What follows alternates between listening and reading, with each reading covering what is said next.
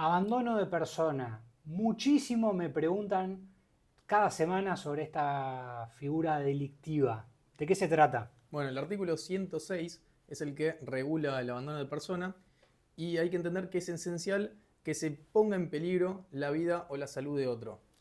Y el artículo menciona tres formas de hacerlo. La primera sería colocándolo en una situación de desamparo. Colocar en una situación de desamparo sería cuando a alguien se la priva de la posibilidad de asistencia o de ayuda y esto genera el peligro concreto en su vida o su salud. Tenemos otra forma que sería abandonando a su suerte a una persona que es incapaz de valerse y que el sujeto activo deba mantener o cuidar. Ujú. Y en este caso hay un deber jurídico preexistente que lo da la ley o una conducta precedente y el autor tiene una obligación de hacer que la omite. De esta manera abandona a la persona y pone en peligro concreto su vida o su salud. Ujú. Y tenemos una tercera posibilidad que sería el abandono a su suerte de una persona que el mismo autor incapacitó. Típico Ujú. caso de accidente de tránsito, donde, por ejemplo, el autor incapacita a la persona, se fuga, pero esta persona no tiene posibilidad de recibir auxilio. Claro, por ejemplo, típico caso, un accidente en una ruta donde no hay iluminación, entonces vos chocás a alguien, lo tirás a la banquina y este tipo probablemente nadie lo ayude porque no lo ven.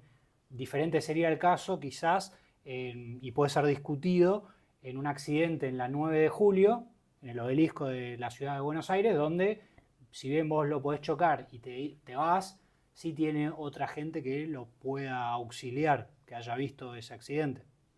Claro, sí. En el caso, creo yo, de los médicos, especialmente, que es la mayoría de las consultas, me parece que hay que destacar que tiene que tener cierta contundencia el hecho o la omisión o el abandono por parte del médico. No quiere decir un médico que no te haga una receta, te está abandonando a tu suerte. Tiene que ser, por ejemplo, igualmente siempre recomiendo que se consulte a un profesional en el caso de dudas. Pero, por ejemplo, una misma conducta podría constituir un delito en una ciudad y en otra no. El caso de que haya un solo médico gastroenterólogo o el único médico cirujano en Orán. Este hombre, si le niega la asistencia a una persona, quizá no haya otros médicos a bastantes kilómetros a la redonda. En ese caso, una omisión o un desinterés en operar, un desinterés en asistir a una persona podría constituir un abandono y en cambio ese mismo acto en Capital Federal donde hay decenas o centenas de profesionales en cada materia, ese acto no constituiría un delito si hay una ventana para poder resolver esta cuestión.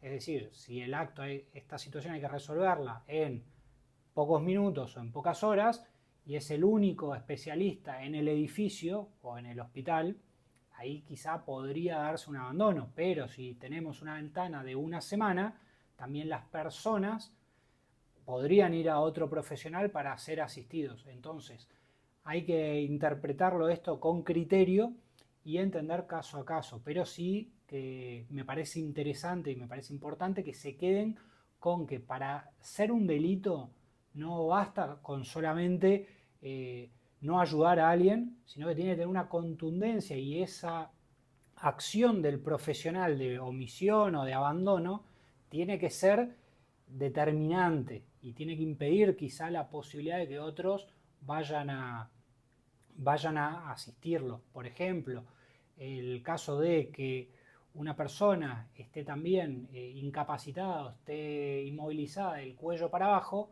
en el caso de que el cuidador se vaya del hogar, significa un abandono de persona. Sin embargo, si